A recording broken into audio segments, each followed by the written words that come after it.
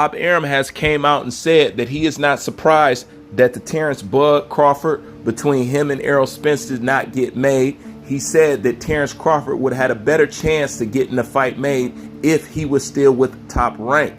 Bob Arum goes on to say that you can't make a deal like that without a promoter.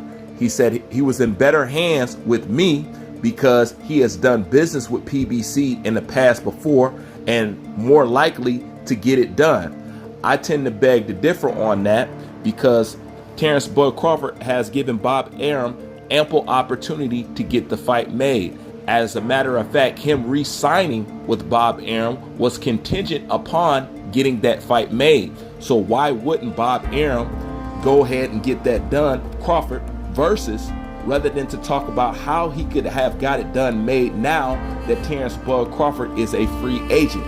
I tend to think that Bob Arum is sour that he's left out of the equation of one of the biggest fights in boxing rather than him able to make the fight, because I'm pretty sure if he could make the fight, he would have already had it made by now. Why re-sign with somebody and promise somebody something that you could not deliver? Why not just deliver it and keep your skin in the game and also keep one of the best pound for pound fighters in boxing? So with that, you're only led to believe that Bob Arum is just mad that he is no longer involved. And I don't think Terrence Bud Crawford needs anybody to get this fight made. I think Terrence Bud Crawford has all the tools and all the know-how to do it on his own, as most of these fighters do, because it's a promoter's job to make you believe that you need the promoter, or you need the promoter to get these fights, or you need a promoter to do this, and you need a promoter to do that. You know what I'm saying? As Floyd Mayweather has proved to you, as Roy Jones has proved to you, that that is not true. He also goes to talk about if Terrence Bud Crawford was able to get $10 million for his up-and-coming fight, then he needs to change his name to Jesse James. Well, I guess we're going to call Terrence Bud Crawford Jesse James then, because it's not hard to see the man's worth. It's not hard to see what he brings to the boxing game, and it's not hard to see his talent. Okay, somebody out there is going to believe in a product that you didn't believe in, and it's hard to believe what somebody like Bob Arum says, especially when you have went around doing nothing but tarnishing your fighter's name and his reputation, claiming that you haven't made no money off him, that you have only lost money. Who is more than likely to make a fight like that after you've been talking about your fighter the way that you've been talking about him?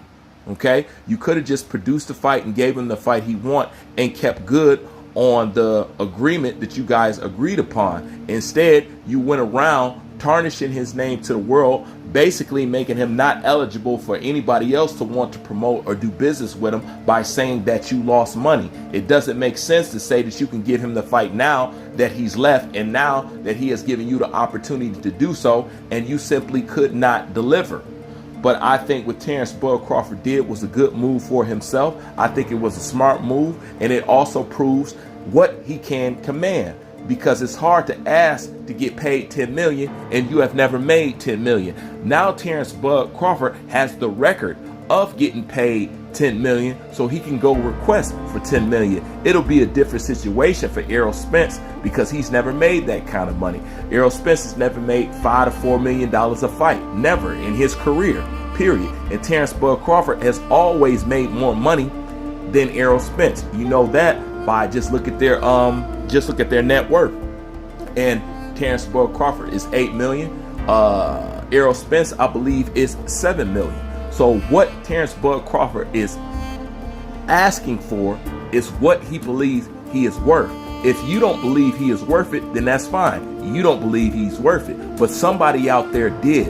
And I think now that Terrence Bud Crawford has established that he can command that type of money, you got a lot of people out here in their feelings about it when they really shouldn't be. Because at the end of the day, if boxing is a business, did or did not Terrence Bud Crawford just do good business? Did he not just put himself in a more powerful position when they go and revisit the Errol Spence Terrence Bud Crawford fight? I believe he did. So Terrence Bud Crawford made the best move for him. He gave Bob Arum his chances. He re-signed with him, and he still wasn't able to deliver a fight. So talk about delivering a fight now that he's no longer with you is basically irrelevant at the end of the day. And we'll see in the end who needs who to get what made. But if you don't see the potential, if you don't see the worth in Terrence Bud Crawford, I seriously doubt that you will go to bat for Terrence Bud Crawford as it would have taken to get this fight done. So Bob Arum, for the most part, is just talking out of the side of his neck. He's talking out of the element of feeling absent in this whole deal, because he could have been participated in his deal had he took Terrence Bud Crawford and him having him in his stable as something of value and took it seriously. Then he would have pursued the fight as it should have been, or basically like he's saying that he has the swagger and the talent and the skill to do right now, because right now it is irrelevant because he is already gone. And given the fact that Bob Arum doesn't seem to favor certain fighters that have a, certain skin pigment, he's probably not the guy that you want to be with. And to add on top of that, anybody that's ever been with Bob has left Bob. Everybody has done business with Bob has been robbed by Bob, from Manny Pacquiao right on down.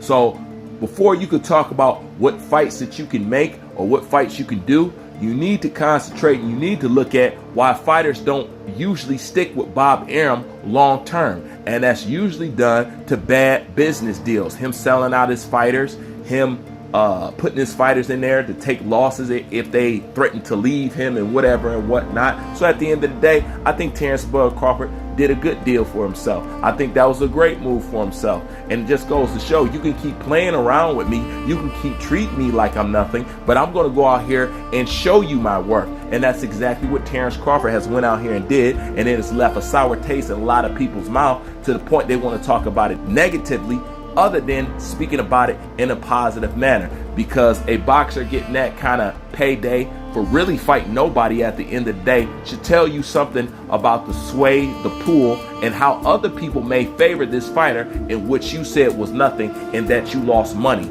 They're willing to put more than enough money on this person that you said wasn't worth anything. And since you thought he wasn't worth anything, he departed from you. And now that he departed, you should not be promising about something that you can do for him that you claimed that you were going to do when he was signed with you.